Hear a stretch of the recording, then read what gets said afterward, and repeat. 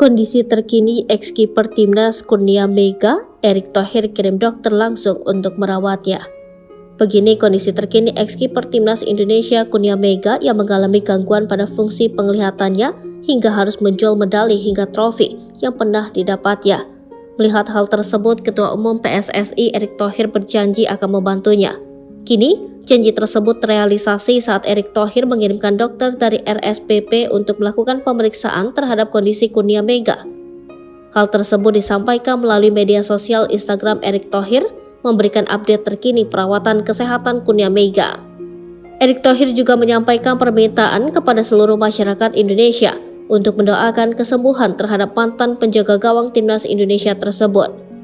Langkah nyata diambil Erick Thohir dalam pemenuhan janjinya untuk membantu pengobatan mantan penjaga gawang Singo Edan tersebut. Seperti diketahui, pria yang juga menjabat sebagai Menteri BUMN itu pernah berujar ingin membantu Kurnia Mega. Kurnia Mega pun merasa bersyukur didatangkan dokter untuk memeriksakan kondisi matanya. Sebelumnya, Kurnia Mega mengaku terpaksa menjual medali-medalinya karena untuk memenuhi kebutuhan keluarga.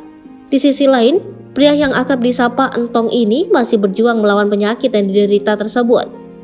Hal itu membuat Mega absen dari lapangan hijau selama 6 tahun terakhir. Adik dari mendiang Ahmad Kurniawan tersebut juga mengaku harus memutar otak untuk menafkahi anak dan istrinya. Berbagai cara pun ia lakukan sebagai tanggung jawabnya sebagai kepala keluarga, termasuk dengan menjual aset yang ia miliki seperti medali dan atribut sepak bola lainnya. Kurnia Mega pun berharap medali dan atribut sepak bolanya bisa segera terjual, sehingga dia bisa memenuhi kebutuhan hidup keluarga serta melanjutkan pengobatan penyakitnya. Erick Thohir merasa prihatin karena Kurnia Mega sedang dalam kesulitan. Sementara itu, Kurnia Mega mengalami masalah penglihatan pada tahun 2017 silam. Hal tersebut sekaligus membuat Kurnia harus pensiun dini ketika usianya menginjak 28 tahun.